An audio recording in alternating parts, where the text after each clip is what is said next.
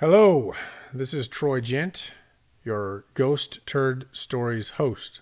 So after starting my podcast, I've been asked several times, what is a ghost turd? In the Marines, we have our own language. In some cases, it's easier to use the Marine verbiage, but in others, Marines just use some terms because it's just more fun to be crude and different. That's what I took for my 8 years on active duty anyway. Even among military personnel, Marines stand out as nuts, scary, and tough, especially those that come from the infantry. According to other branches of the military, we aren't the brightest bunch on the planet. But I'm biased, I guess. I think we are smart enough to figure any problem out. No one will try harder to succeed and figure a problem out than United States Marines. Marines love to use all kinds of unique jargon. Most people might use horseplay to signify messing around or wrestling. We use grab ass instead. To tell a person they are dressed poorly or out of line with their appearance, most people would say that they are dressed poorly or don't look up to standards. We just say, you're a shitbag. That's enough, and the Marine can go fix themselves. Someone might say, you're overweight and need to remedy that, or won't say anything at all to avoid offense. Marines simply say, you're a fat body. No offense worried about. Fitted sheets are just fitted sheets. Not to a Marine, though. Fart sack is the required lingo to adopt when talking about your mattress cover. One of my favorite is donkey dick. I mean, fuel spout has 2 words too, but Marines just can't get our minds out of the gutter. Another favorite is bag nasty. At least in the infantry Marine Corps, everything is unpleasant. So much so that we learn to embrace unpleasantness as a way of life. Expect it and then adapt to find joy there.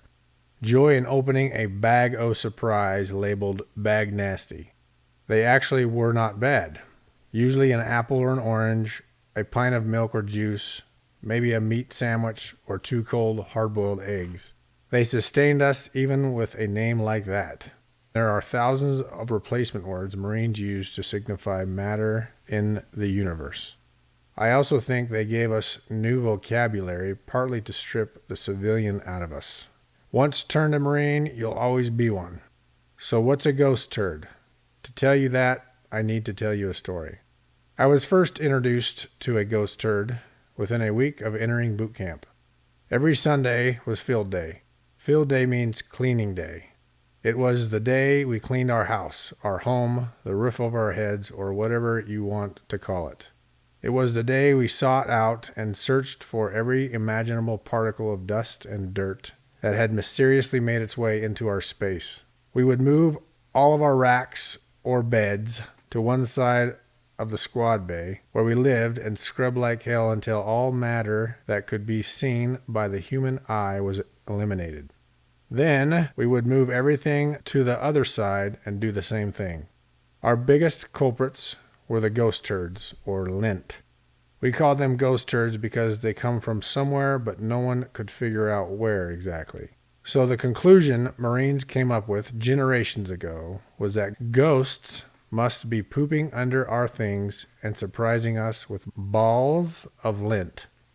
I call my company Ghost Turd Stories because it's a funny name and because most of the stories told here are random, funny stories that come out of nowhere. We are often surprised by them as veterans and first responders when they happen. In a sense, we are bushwhacked by ghost turds. In my case, I've been bushwhacked by ghost turds since 1997. That's the year I joined the Marines and found out what ghost turds were.